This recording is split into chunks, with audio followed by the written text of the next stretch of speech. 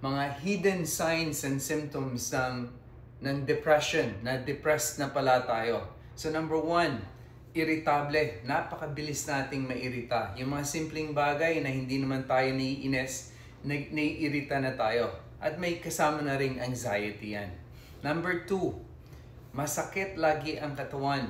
Masakit ang shoulder, ang likod, may headache, sometimes dizziness or vertigo.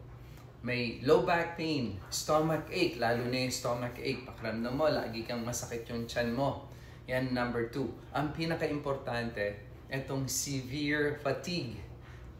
Pagod na pagod ka. I-describe mo ito na ayaw mong gumalaw.